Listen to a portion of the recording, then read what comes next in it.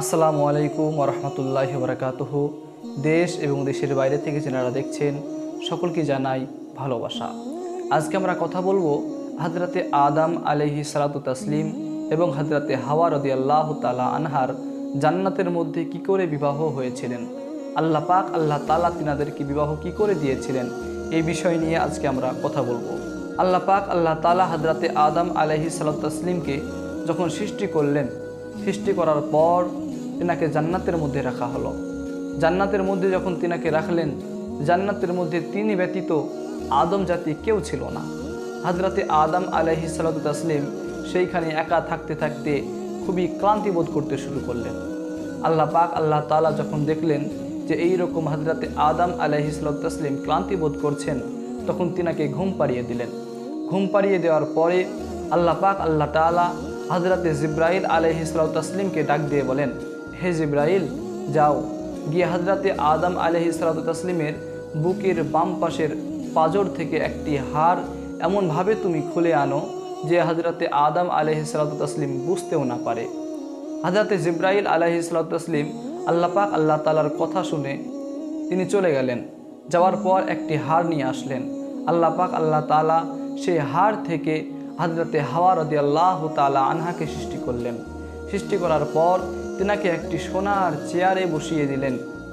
হযরতে আদম আলাইহিস সালাতু তাসলিমের যখন ঘুম ভাঙলো, ঘুম ভাঙার পর তিনি দেখতে পেলেন তিনার সামনে একজন সুন্দর রমণী বসে আছে। হযরতে আদম আলাইহিস সালাতু তাসলিম সেই রমণীকে জিজ্ঞাসা করলেন যে, হে রমণী, তুমি কে? তখন হযরতে হাওয়া রাদিয়াল্লাহু তাআলা আনহা বললেন যে, আমি হলাম হযরতে হাওয়া। আল্লাহ পাক আল্লাহ তাআলা আপনার জন্য আমাকে সৃষ্টি করেছেন। তখন হযরতে আদম আলাইহিস সালাতু তাসলিম হযরতে হাওয়া রাদিয়াল্লাহু তাআলা আনহার কাছে যখন গেলেন, আল্লাহ পাক আল্লাহ তাআলা গায়েবী আওয়াজ দিয়ে বললেন, হে আদম, এখনো পর্যন্ত তোমার জন্য হযরতে হাওয়া রাদিয়াল্লাহু তাআলা আনহা হালাল হয়নি। তাকে হালাল করতে হলে, তাকে তোমার করে নিতে হলে তাকে তোমাকে আগে বিবাহ করতে হবে। হযরতে আদম আলাইহিস সালাতু তাসলিম বললেন, হে আল্লাহ পাক আল্লাহ তাআলা, আমি তাকে বিবাহ করতে চাই।